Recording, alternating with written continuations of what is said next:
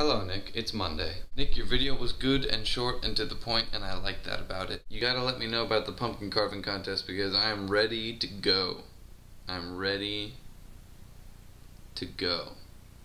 My favorite last words in this world, that's a tough one. To me, the most memorable last words are those of Franklin Delano Roosevelt, who, while having his portrait painted in the White House, lifted his head and said, "I have a terrific headache," and then died. Also, I don't know if this counts as last words, but Brad Delph, the lead singer of the band Boston, who had a beautiful singing voice, wrote in his suicide note these 5 words: "I am a lonely soul."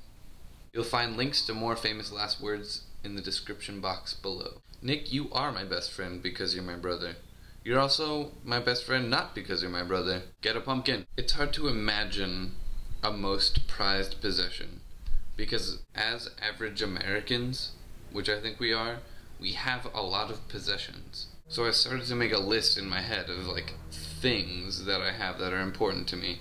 And then I started to take things off that list based on if I had to sell these things to survive in my life, what are the things that I would be least comfortable with selling? So when it comes down to it, my prized possession might be my Spanish gold pocket watch. Could also be that integral piece of our gaming uniform that we bought together. But it also might be my German edition of The Book Thief. This ring. This necklace. Possibly this little Buddha. Could be a photograph of a horse in a river that Mom took when she was in college that she gave me later on in her life when I asked for it. Or, now that I've given it more thought, my most prized possession might be my body, because the odds of me selling that are extraordinarily slim. I guess the answer to your question, Nick, is I don't know! Even though I'm 20 years old and no longer a teenager, I'm still extraordinarily indecisive.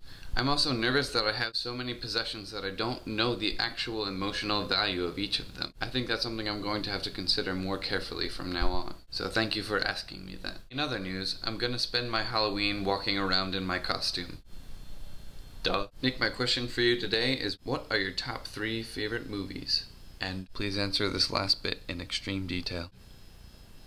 Why? Get a pumpkin. I'll see you tomorrow.